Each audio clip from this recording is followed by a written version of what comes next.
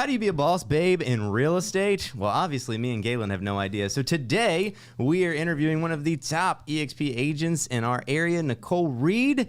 Here we go, Mega Real Estate Talk. Let's get it started. You're listening to Mega Real Estate Talk with Jared Davis and Galen Parker, your source for an honest, insightful look into Central Virginia's real estate market.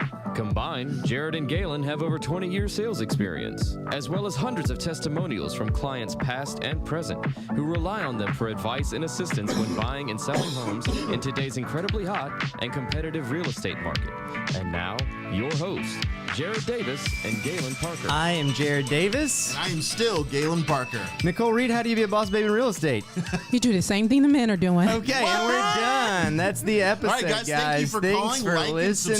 subscribe. This would have been the perfect time to hit the button right after we said like Nicole. Ooh. He always gets the button wrong. All right. I like it. So if you are new to our podcast, make sure to like, subscribe to the channel, whether you're listening on your favorite podcast station, whether you're watching on YouTube. If you're on YouTube, it's Mega Agent Academy to be able to find all of our training. If you're looking to partner with us to see what that looks like to help grow your business, please reach out to us. Obviously, we appreciate your support. Let us know what topics you want to hear. Today, we are with Nicole Reed.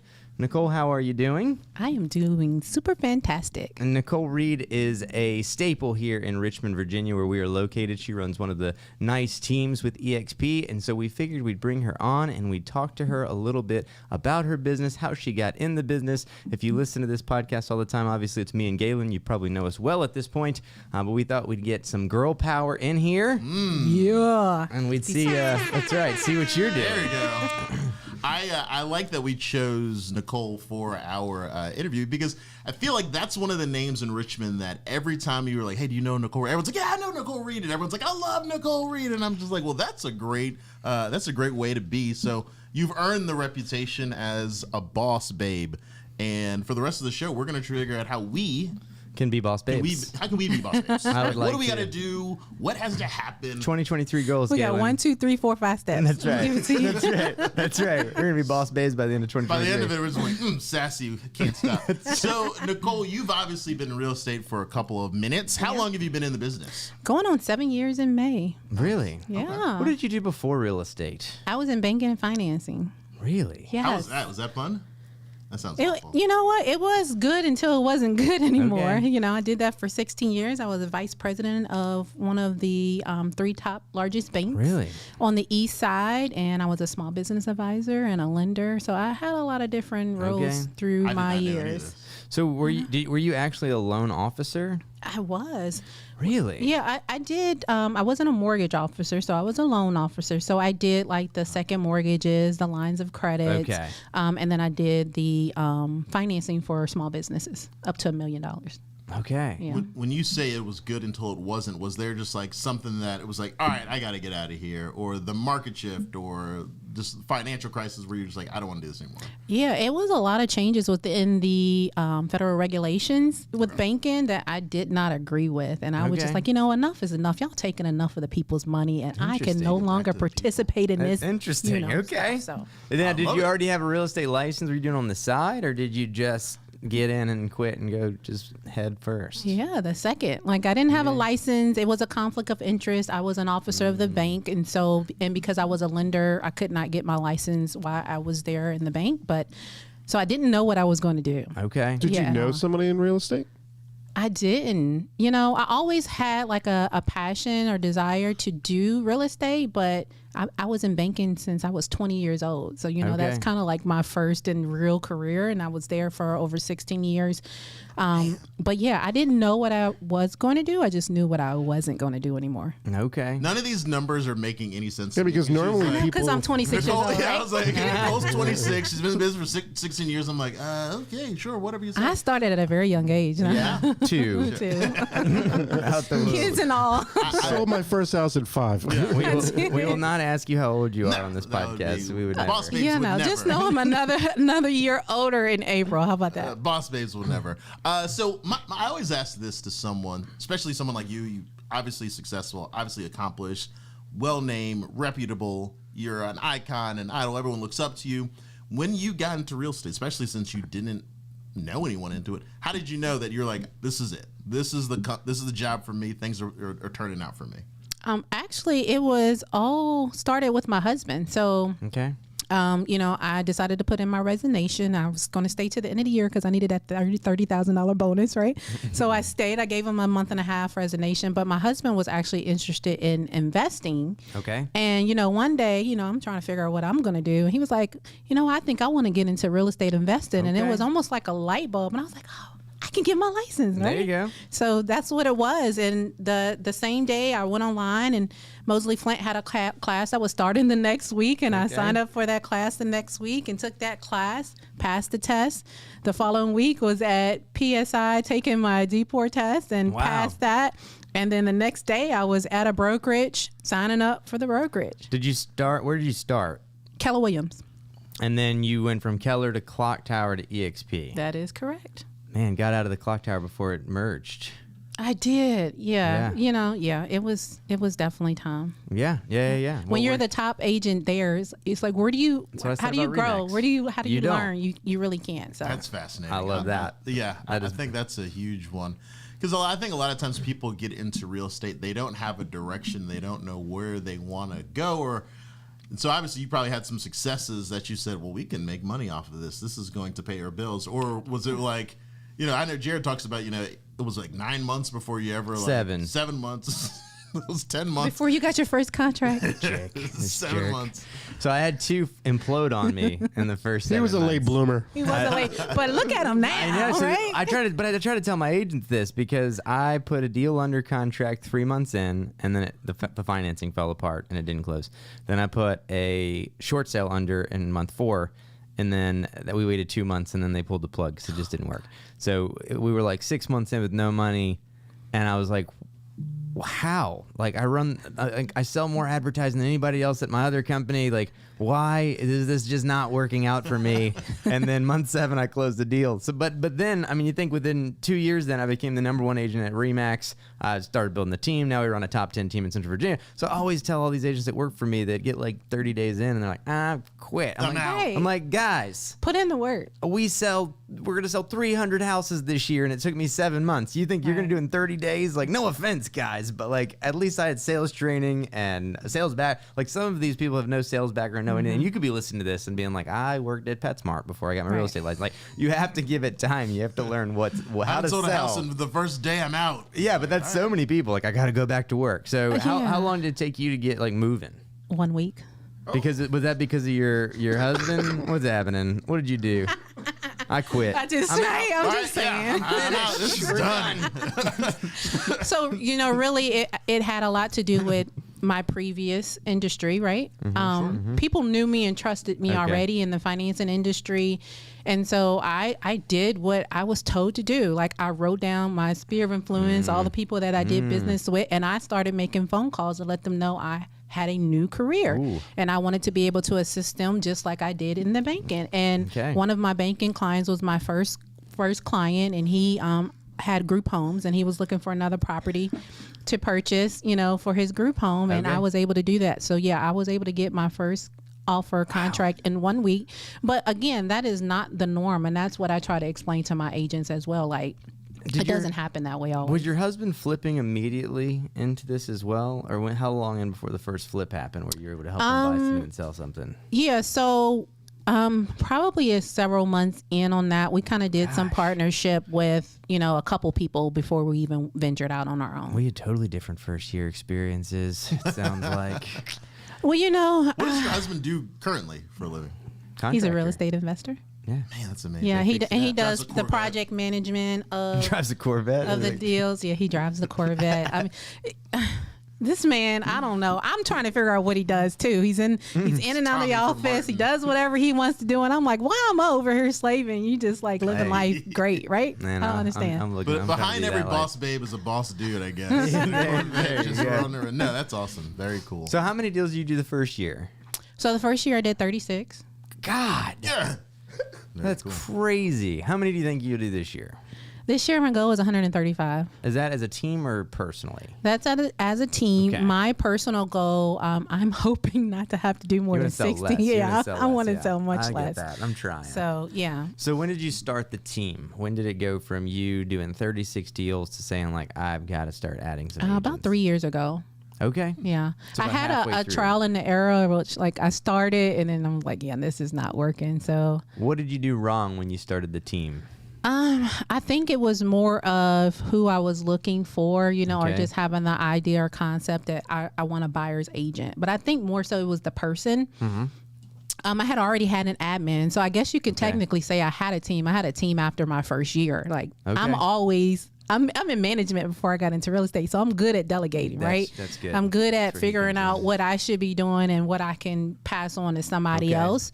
And so, you know, that first year, that's when I got my admin who actually handled my transactions as well. And then eventually I kind of split off and got a transaction coordinator and had an admin. Wow. So I had those before I got a buyer's agent, but I think it was more so just not the right fit, you know, Yeah. and understanding that not everybody belongs on your team, even if they want to come on your team, and just trying to figure out what that right fit is. So that kind of like blew up. They just had so much going on. And then I was like, forget this crap. I'll do this by myself. That's a great point, because we have an episode where we talk about like, all right, you're interested in building a team. What are some of the things that you have to do?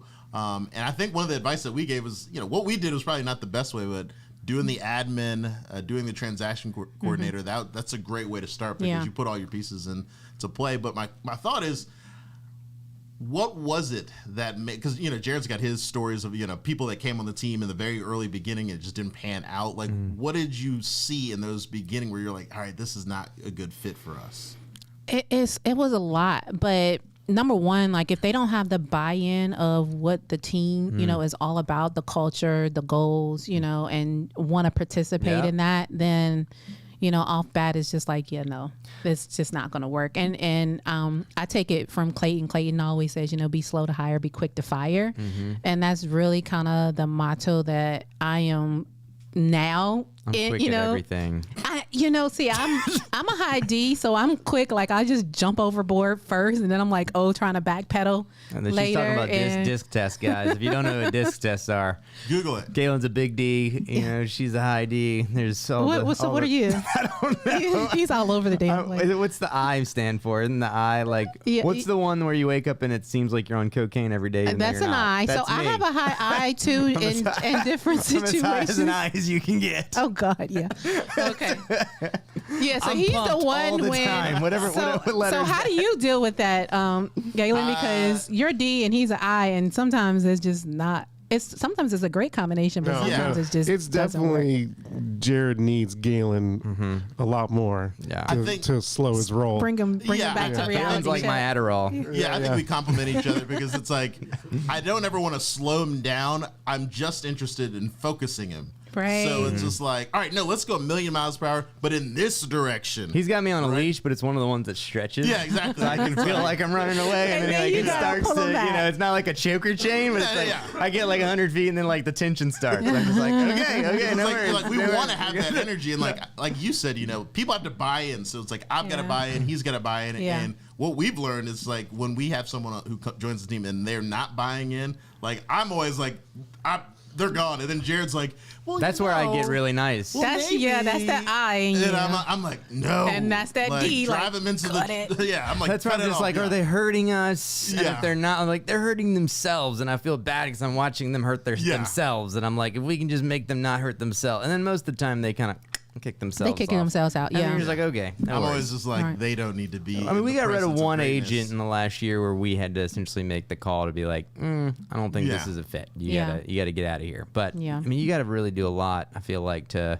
For You just have to tolerance. really mess up our core values. So, Right. So that's a question. When you first started building, obviously you saw these agents weren't what you needed. Honest question: how much of it was their fault and how much of it was your fault? Well, it's never my fault. No, I'm okay. just joking. I'd say a lot was my fault when we started. No. Honestly, I I guess some of it is always like a learning curve. You know, I'm growing as a leader as well, you know, as these team members, you know, are growing as agents. And so, you know, there definitely can be some fault on my end where, you know, maybe I need to make some adjustments or, but you know, the people that I've had to actually let go were just people who either was causing friction within the organization, you know, and they wanted more than what they were putting in. And it's like, you know, you've got to put in the work. You can't have what I have and not put in the work. Right. Yeah. So at that point it was like, okay, well, maybe you need to figure this out on your own and let me know how that works out. And I've had a couple of them come back and I'm like, or asked to come back. And, you know, once you're gone, you're gone.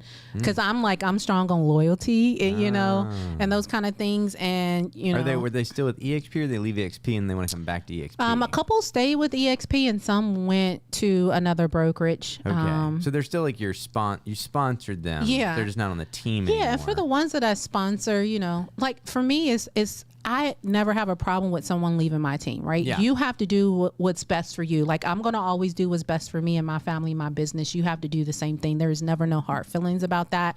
But do it in the right way. You know, if you can do it in the right way, then there's no bridges burnt, you know, because you're more than likely going to either run across one of my listings, have to do business with me or need me for something. You want to make sure that, you know, I'm going to be available for you, right? You know, and vice versa. Like I don't ever want to burn bridges. Man, I love when that agent that sells 2 houses a year tries to burn a bridge with me. Not on my team, but like when you're in a deal and they're just like a jerk and you're just like, do you know how many listings of mine you're going to try to show this year? Yeah. And how many listings of yours we're going to show this year? And I'm not even going to tell you what's going to happen. I'm not even going to tell you what's going to happen. Good luck trying to get good luck trying to get a contract in on any of our listings now. Yeah, but you know, relationships are really big here. You know, as realtors, I think they're highly important to the success of a realtor's business as well. I know a lot of deals that I've been successfully able to negotiate was because of the relationships that I've had with the other agents, and it means a great deal. So when agents fail to realize that, you know, or think that they are so high and mighty, you know, on themselves and don't realize that you will eventually need one of us down the road if you plan on ever being in real estate, it's wise to keep those relationships intact. So how do you make your team build relationships and how do you build culture within your team? Relationship building, they kind of learn that and see that from me. So all my agents are required to go on buyer consultations, listen to the conversations that I'm having with transactions that I'm dealing with, all the ones that they are doing. Like I'm involved in the conversations with the agents. Most of the time they know me already anyway, but they're required to participate in that. So they can hear the conversations, they can hear the lingo, they can hear how I interact with other agents. And I like the hands-on learning experience. And so that's what I offer to my team, is to be able to see me in action doing it so that they can kind of take away from there. How many agents do you have on the team now? It's a total of 5 of us. Okay. Yep. How many do you want? She's like 4 now. I know. No, I'm joking. You know what? I don't have a number. I am also in the process of growing the team, right? So I am definitely looking for motivated agents out there. Men and women. I need some men because, you know. It's raining men. I grew up with 7 brothers and I have 5 sons. Like I've always been the only one of them boss real estate queen. License. How does nobody else have a real estate license at all? I'm working on a couple of them. Actually, my brother does have a real estate license. He's in Hampton, Virginia. Why is he with EXP? We're not even going to talk about that right now. So what's your brother's name?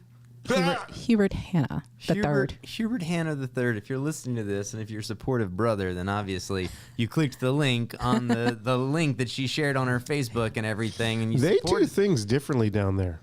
Like I have a couple clients on there, and they do things way different sometimes. Well, they're with KW and the team or solo agent. The wife and husband team. Oh my gosh, Hubert Hanna, call me. Let's just have a 20-minute conversation. I got a video for you. Don't listen to your sister. Don't listen to your sister. As if I don't know what I'm talking about. No, but they don't want to listen to you because you're family. Yeah. Well, you know what? What's really Like, family always like that. They're like, they can't hear it from like you're gonna benefit off all of my family listens to me, but Okay. this one he's just like, he's very analytical with things. He's kind of like slow. Like my dad, like they're very slow to respond, to make changes. That's what she meant. You know, but older or younger? He's younger. Okay. He's younger. But in actuality, like all of my family, they do business with me. They work with me. They listen to me. Hubert Hannah, This let's have a is Zoom like, call. what is the problem, bro? That's what I'm trying to figure out. We Like, gotta have a Zoom call. Let's have a Zoom call. I did want to like mention this. We were talking about this before the podcast. We talked about like listening to you. Like, so she's obviously a boss, but you're a boss on the radio, which there are so few agents that are even coming close to that. So what made you get into radio? What made you think like, all right, this is the avenue that I want to look at? And this, not advertising, but you have a radio show, 2 radio shows. yeah, so I was actually a guest on a radio show, and then the opportunity just presented itself. So it was kind of like, oh yeah, you want your own radio show? And I'm like, why the hell not, right? Okay. And that's really kind of how it worked. But the funny thing, question, dude. Hey, you want your own radio show? It's like, yeah. I'm like, why would I say no? But you know what? My dad actually used to be on the radio, so he was a radio personality. He was in movies, like that was kind of his background thing. Like he was a singer. He had the radio voice, like, you know, all of that stuff. So it's kind of funny because a lot of the things that in the late night, right, a lot of the things that I am actively doing now were things that my dad did, and I kind of grew up, and it's like, oh, okay, that actually kind of fell up on me. But yeah, so that's really what I was, just at the right place at the right time. The opportunity presented itself, and I was, you know, if you stay ready, you never have to get ready type thing. So you've got 2 shows, right? What's the first one? Well, they're both the same show. It's just 2 different radio stations, but it's called the Real Playbook Radio Show, where we talk about all things real estate, and we have real estate industry experts that are on the show. So anything regarding real estate, whether you're buying, selling. So we have topics for realtors, whether you're looking to invest, you know, designing tips, inspections, like anything, everything, all in between. Do you always have a guest? Sometimes I am the industry expert. I was about to say, so what happens when it's just you? And can you believe that I can talk for a whole doggone hour? But I can, but that's okay. It's not a bad thing.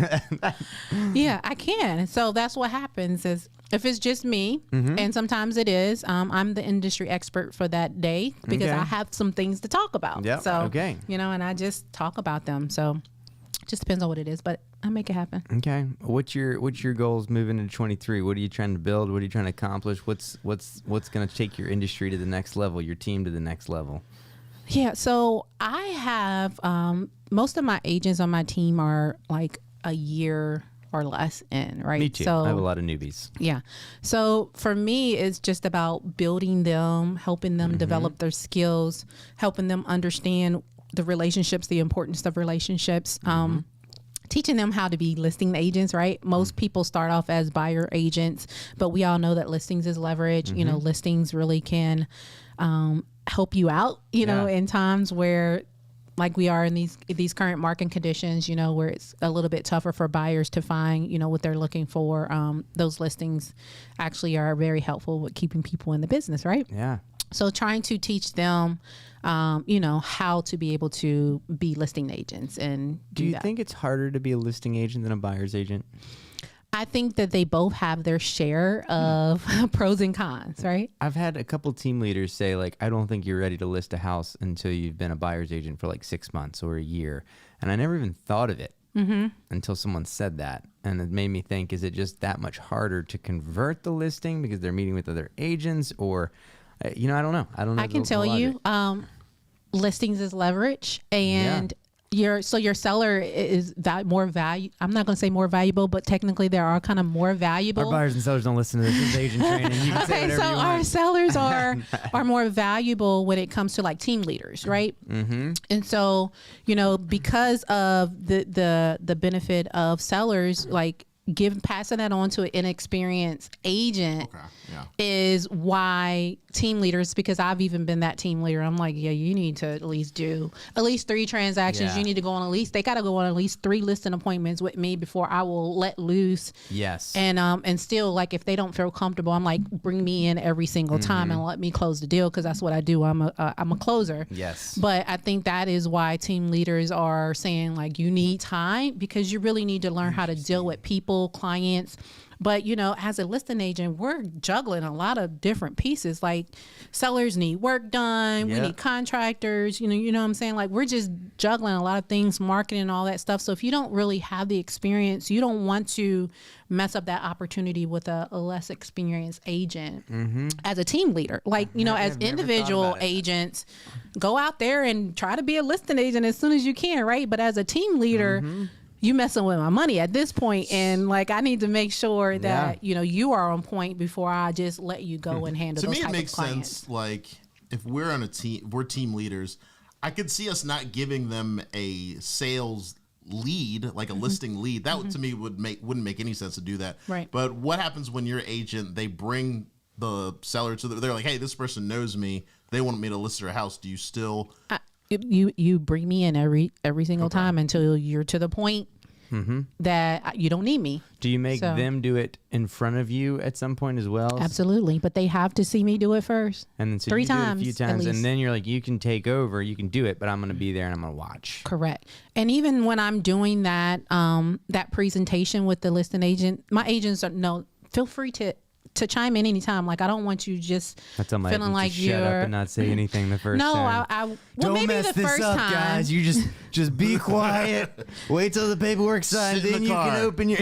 But it depends on the connection, right? If it's somebody that they brought to the table, then I'm not shutting them up because they have the relationship, But it does it does depend. You know what I'm saying? It really does depend. But I'm going to take the lead, because that's just what I do. I think that would be natural, and I can see why other team leads say that, because we do it inadvertently. I mean, like we do the same thing. It's like we're not giving anyone like a listing lead. They just got in the door. I'm like, hey, here you go for it. It's like now if they bring in a family friend, like we'll probably go on like the listing appointment with them, and we'll let them kind of navigate it. But they just don't know like. Right. They need to know all the process. Yeah, it's like they just don't know what they don't know. And it's like that could be detrimental for your seller if they're like, oh, yeah, well, we didn't sell our house because Joe Blow didn't know. It's like, all right, we can't have that. So absolutely. Yeah. I almost lost a listing because I was there helping the guy, and he was, I guess, moving or something like that. And you pissed one of my clients off. I didn't even mean to say anything. I just said something about, like a lot of people get movers or something like that. So, it's a stressful time was what I was saying about moving. And he took it like, he took it like I was saying like, oh, you can't afford a mover.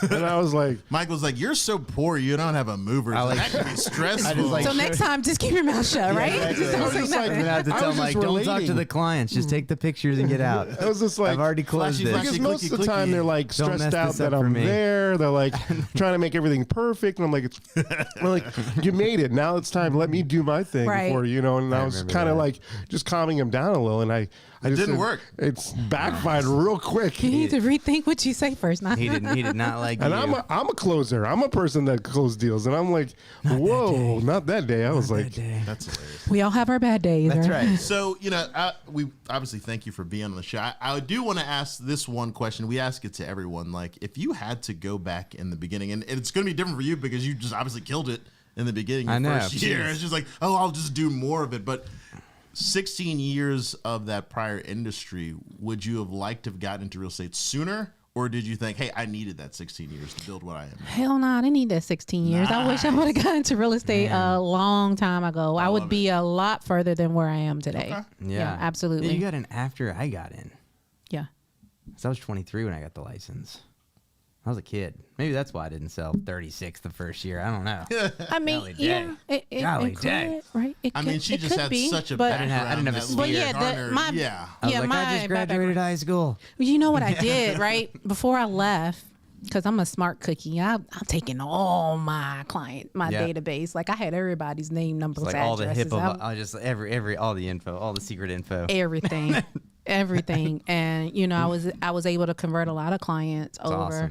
Awesome. And they liked me, they knew me, they trusted me. Like they trusted me with their banking. Like I knew everything about what was going on. And I knew all of that. I knew what their tax returns looked like and everything. So yeah, it was pretty cool. Yeah. But I would have got into real estate a whole lot sooner had I known how. Like what took me 16 years to make, I made in a year, right? Yeah.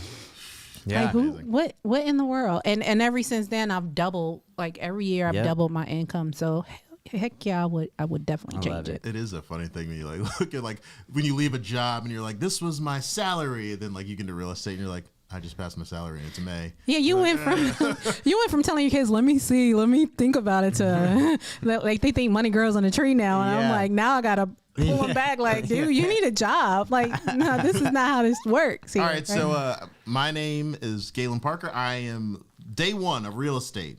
I don't know anything. What advice are you giving me? Do not be an undercover agent. Oh, Your yes. number one Thank you for advice. saying that. Secret agents or broke agents? Secret agents are broke agents. You need to tell it to the whole freaking world. Do you ever notice that there's a pushback from new agents when you tell I don't them? want to mention it to my. Yeah. Have you noticed that? I have, and I'm like, get over it, right? Because the first thing I did, weird. people knew me before I was selling. I'm just like, supposed to like call them and tell them I sell houses. Yeah, that's what you do. I'm gonna post on social media. Are you sure, Nicole? I just need to call them and say. Just call them and tell them. Like, matter of fact, here's the script, right?